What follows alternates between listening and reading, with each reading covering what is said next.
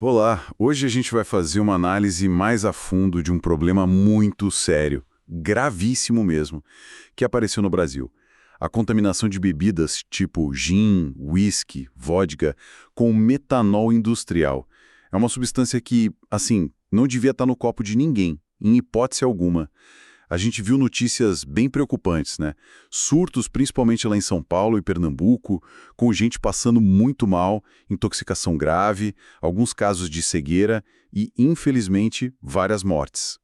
Nós temos aqui um relatório técnico bem completo, detalhado sobre essa crise, e é nele que a gente vai basear a nossa conversa de hoje.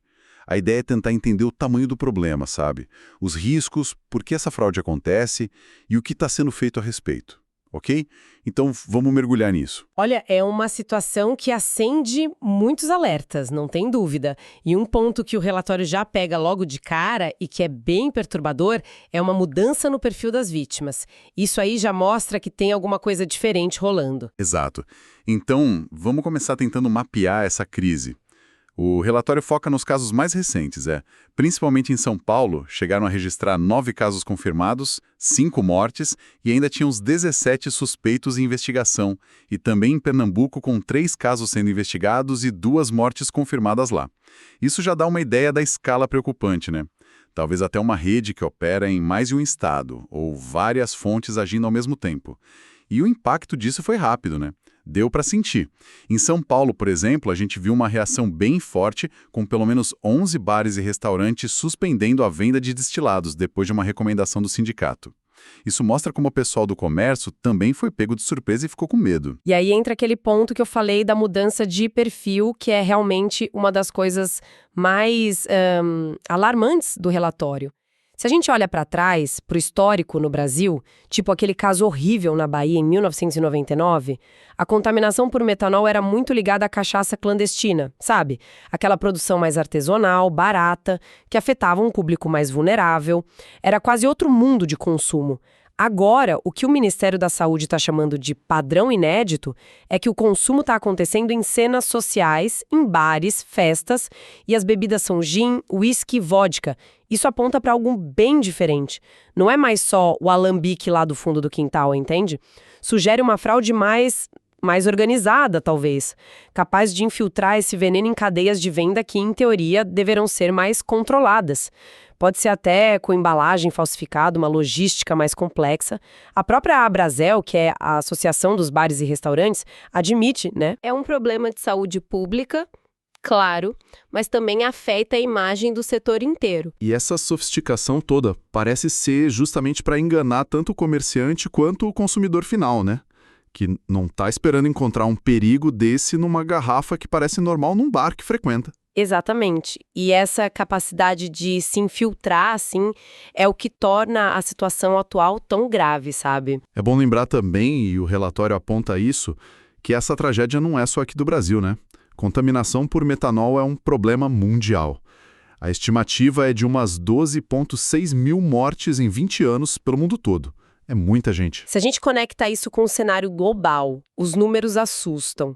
A Organização Mundial da Saúde estima que mais ou menos 21% de todo o álcool que se bebe no mundo é ilegal ou irregular.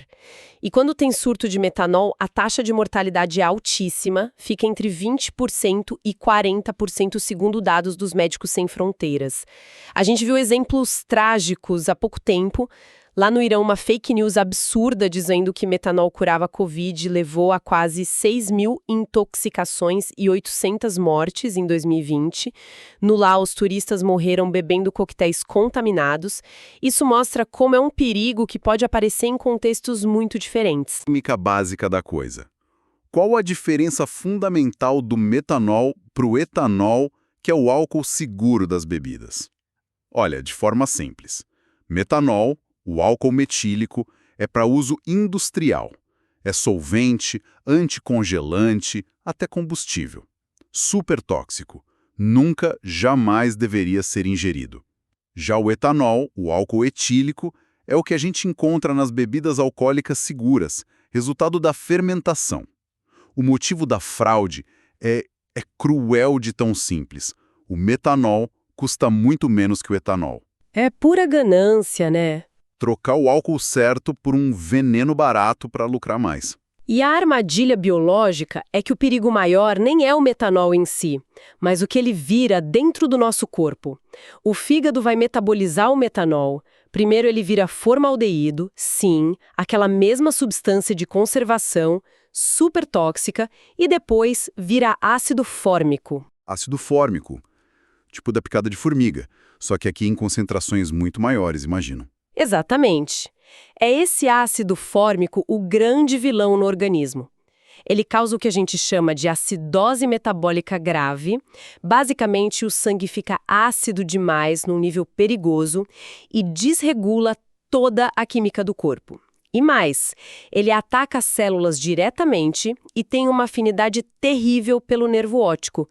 Por isso que a cegueira é um sintoma tão marcante e devastador nesses casos. Isso explica por que os sintomas são tão traiçoeiros, né? Como o relatório descreve, tem uma primeira fase que engana totalmente. Parece uma bebedeira comum. A pessoa fica com a fala meio mole, reflexo lento, um mal-estar geral. E o ponto crucial: o metanol não tem cheiro nem gosto diferente do etanol que dê para a pessoa perceber. É impossível identificar na hora, só bebendo. E aí vem a segunda fase, a grave, que só aparece horas depois, geralmente entre 12 e 24 horas depois de beber.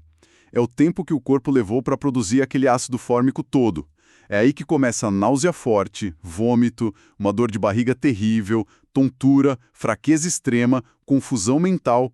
E o sinal mais alarmante de todos: a visão começa a ficar turva de repente e pode piorar muito rápido até a perda total e irreversível da visão. Aqui é que fica realmente preocupante. A pessoa pode achar que é só uma ressaca muito forte e acaba perdendo um tempo vital para buscar ajuda. E a quantidade para fazer estrago é mínima. O relatório traz dados assustadores. Uns 10 ml de metanol puro, pensa, 2 colherinhas de chá já podem ser o suficiente para causar cegueira permanente. Com 30 ml já está na faixa da dose que pode matar um adulto. Além da cegueira, as consequências podem ser falência dos rins, insuficiência respiratória, coma e a própria acidose metabólica que pode levar à morte. Esse intervalo, essa espera de 12 a 24 horas entre beber e os sintomas graves aparecerem, é o que faz o metanol ser tão mortal. A pessoa não liga uma coisa na outra, não associa o mal-estar com a bebida do dia anterior, aí demora para procurar ajuda e a taxa de mortalidade no surto chega naqueles 20 a 40% que a gente comentou. É uma corrida contra o tempo que muitas vezes a pessoa nem sabe que começou. Isso levanta uma questão importante, que é a urgência de reconhecer o problema. Qualquer suspeita de intoxicação por metanol é emergência médica absoluta. O tratamento é complexo, precisa de UTI, às vezes intubar para ajudar a respirar, e tem medidas específicas, como um antídoto, o fomepizol, que impede o metanol de virar ácido fórmico, e hemodiálise para filtrar o sangue e tirar as toxinas. A rapidez para começar esse tratamento é o que decide entre viver e morrer, ou entre enxergar e ficar cego. Voltando para a origem do problema, a fraude. Já falamos que é por dinheiro, mas de onde vem esse metanol todo? O relatório levanta uma suspeita interessante, ainda que não confirmada oficialmente. Uma possível ligação com redes que já adulteram combustível. Se isso for verdade, quer dizer que já existe uma logística do crime montada para desviar metanol industrial que talvez esteja sendo usada agora para bebida. Faz sentido, né? Faz todo sentido. Porque desviar metanol industrial não é simples, precisa ter acesso, uma certa estrutura. E sobre os alvos serem principalmente os destilados, como gin, uísque, vodka, também tem uma razão técnica. A alta concentração de álcool nessas bebidas ajuda a esconder o metanol, que, como a gente disse, não tem cor e quase não tem cheiro. E também são bebidas que muita gente mistura em drinks, né? E isso dilui ainda mais qualquer sabor ou cheiro estranho. O caso que o relatório cita da jovem que ficou cega depois de beber gin é um exemplo trágico disso. Já a cerveja, por exemplo, tem menos álcool, o processo de fazer é diferente, então é um alvo menos provável para esse tipo de fraude específica com metanol. Diante disso tudo, o que dá para fazer na ponta? Para quem vende e para quem consome. O Ministério da Justiça e a Abrazel divulgaram sinais de alerta bem claros.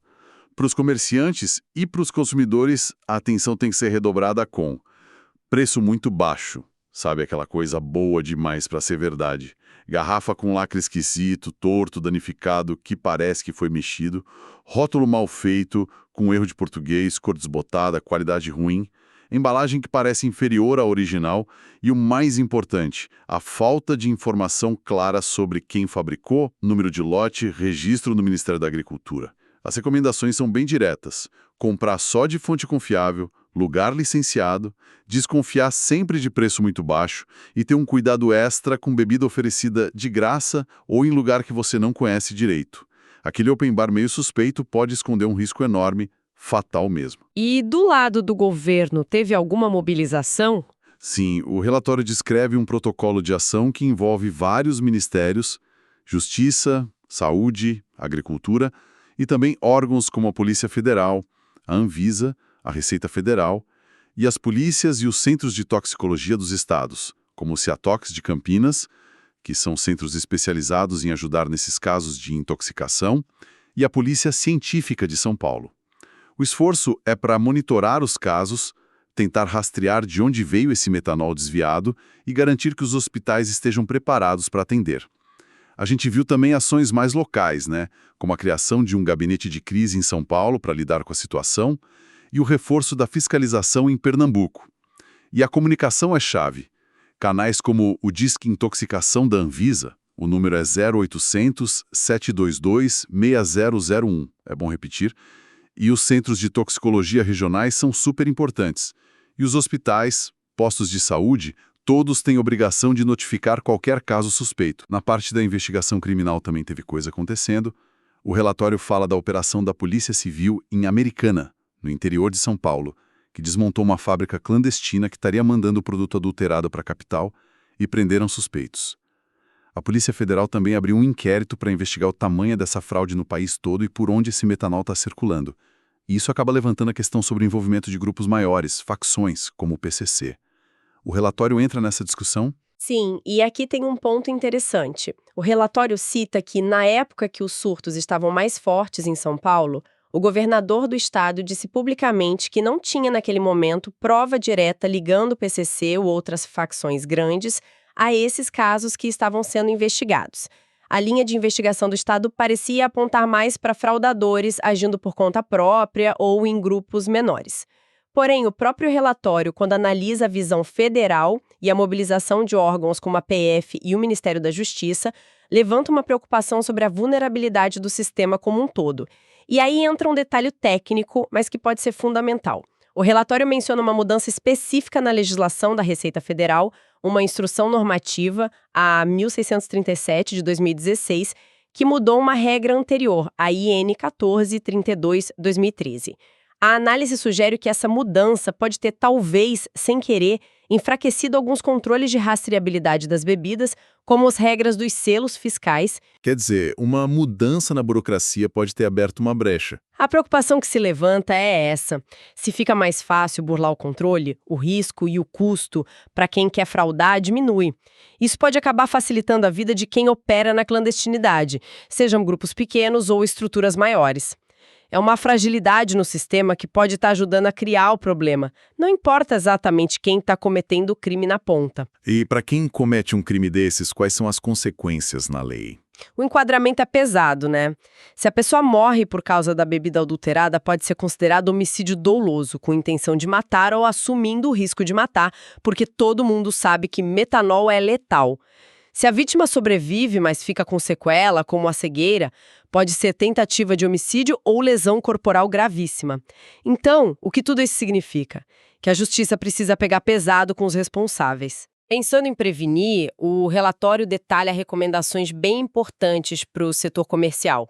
Bares, restaurantes, distribuidores, todos precisam ter um processo de compra muito cuidadoso. Só comprar de fornecedor com CNPJ válido, exigir nota fiscal e, quando tiver selo fiscal, conferir se é autêntico lá nos sistemas da Receita Federal. E mais, a inspeção na hora de receber a mercadoria é crucial. Olha os lacres, a qualidade do rótulo, se as informações de lote e fabricante estão claras. Qualquer coisinha que pareça errada, qualquer dúvida, a orientação é clara. para de vender na hora e chama as autoridades, a vigilância sanitária, a polícia. É uma responsabilidade de todo mundo para proteger o consumidor final. E para a população em geral, as dicas se resumem a ter cuidado e informação. Comprar só produto de marca conhecida em um lugar legalizado. Olhar sempre a embalagem. Rótulo completo, lacre inteirinho, selo fiscal se tiver. Desconfiar sempre de preço muito baixo, que não bate com a realidade do mercado. E, repetindo, cuidado redobrado com bebida de origem duvidosa ou oferecida de graça em evento ou lugar suspeito. Infelizmente, não dá para confiar no cheiro ou no gosto para saber se tem perigo ali. Fazendo um resumo, então, o que o relatório mostra pra gente é que essa crise do metanol é uma ameaça real de alto risco para a saúde pública e para a segurança aqui no Brasil. Ela mostra não só a crueldade de quem faz a fraude, mas também uma possível evolução na organização desses criminosos e uma mudança preocupante em quem está sendo atingido. O maior perigo está na natureza silenciosa e traiçoeira do metanol. Ele não avisa que está ali, os primeiros sintomas enganam, e quando os sinais graves aparecem, o dano pode ser para sempre. Olhando para o futuro, o relatório aponta alguns caminhos estratégicos. Primeiro, fortalecer a regra e a fiscalização sobre como as bebidas são feitas e circulam. Talvez reavaliar aquelas normas fiscais e dos selos para fechar as brechas. Segundo, intensificar a cooperação entre os órgãos que investigam para conseguir rastrear o metanol desde a indústria química, de onde ele é desviado, não só pegar a fábrica clandestina lá na ponta. E terceiro, investir em campanhas de conscientização que sejam mais eficientes, que expliquem bem claro o risco da demora dos sintomas, a diferença crucial entre uma ressaca e uma intoxicação por metanol e a necessidade absoluta de procurar ajuda médica na hora. E não custa nada reforçar o alerta final. Intoxicação por metanol é uma emergência médica gravíssima. Qualquer pessoa que bebeu algo suspeito e começa a sentir dor abdominal forte, vômito e, principalmente, qualquer coisa diferente na visão turva, dupla, perda de foco, tem que ir para um pronto-socorro imediatamente. Ligar para o Disque Intoxicação da Anvisa no 0800 72 6011 ou para o Ciatox local ajuda a ter orientação, mas ir para o hospital é essencial. O tratamento médico rápido, com antídoto e diálise se precisar, é o que pode salvar a vida e a visão da pessoa. Uma análise complexa e bem preocupante, sem dúvida nenhuma. Cobrimos aqui os pontos principais que o relatório levantou sobre essa crise do metanol nas bebidas adulteradas. E para a gente fechar, eu deixo uma reflexão que o próprio relatório provoca.